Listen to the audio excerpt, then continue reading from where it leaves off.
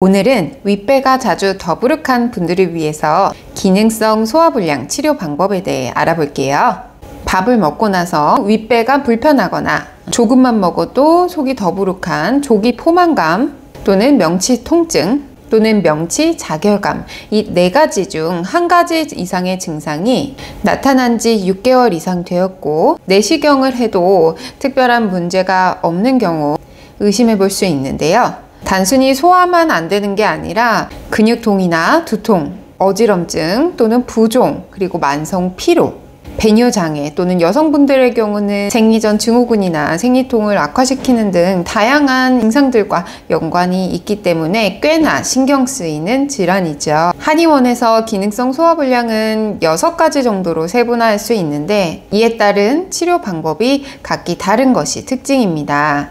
위장에 해롭지 않은 천연 생약제들로 구성되어 인공적으로 합성한 화학 성분이 아니기 때문에 한약은 비교적 소화기관이 덜 예민하게 받아들여서 부작용도 굉장히 적은 편인데요. 소화불량의 첫 번째 한의학적 유형, 윗배가 빵빵해지면서 식사를 하면 갑갑함이 더욱 심해지는 비허기체형입니다.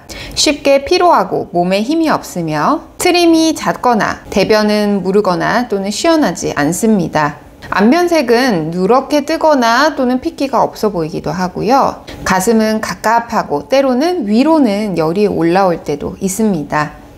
이 경우는 위장의 연동운동 기능을 활성화하고 담음이라고 하는 위장에 정체된 노폐물을 빼내주는 육근자탕을 처방해서 비위의 기능을 살려주면서 속은 가볍게 덜어내게 됩니다. 대표적인 약재 바로 백출인데요. 백출은 비위의 기능이 허약해서 쉽게 피로해지고 동시에 소화가 잘 안되고 속이 더부룩한 비허기체형에 추천드리는 약재입니다. 두 번째 유형, 마치 체한 것처럼 속이 더부룩하고 또는 메스껍기도 하고 배를 누르면 통증이 심해지는 음식 정체형입니다. 트림이나 방귀 냄새가 심하면서 배변은 시원치 않기도 하고 또는 설사를 할 수도 있습니다. 한번 체한 다음에 이 속이 풀리지 않고 불편감이 계속되는 식체와 관련된 처방을 사용하게 되는데요. 지실이나 후박, 메가와 같이 체기를 뚫어주는 대표적인 처방이죠. 지실 소비환이나 자주 체하는 경우에는 에소산 등의 한약이 처방됩니다.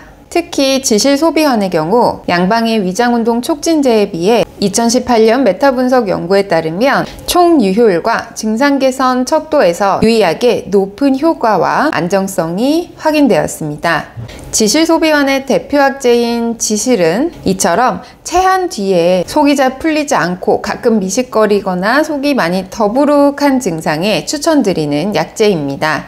소화불량의 세 번째 유형, 배에서 꾸룩꾸룩 소리가 나거나 가스가 잘 차고 소화가 안 되면 속이 울렁거리거나 어지럽거나 때로는 두통을 일으키는 바로 습곤 비위형입니다. 위장에서 수분 대사의 처리가 원활하지 않아서 불필요한 노폐물이 정체되어 나타나는 증상인데요. 이럴 때는 평이산이라는 약이 처방됩니다. 이 평이산의 대표적인 약재 중 하나는 바로 후박인데요. 이 후박이라는 약재는 주로 배에서 꾸룩꾸룩 소리가 나거나 배가 아프진 않은데 조금 가스가 많이 차는 이런 분들에게 추천드리는 좋은 약재입니다. 네 번째 유형은 바로 몸이 찬 편이면서 속이 더부룩하고 속이 쓰리거나 또는 속이 답답하거나 또는 타는 듯한 느낌을 받으시는 한열 착자평입니다. 이 경우에는 상부의 염증과 열증은 낮춰주면서 동시에 아랫배는 따뜻하게 데워주는 바나사심탕이라는 처방을 주로 사용하는데요. 대표적인 약재인 건강은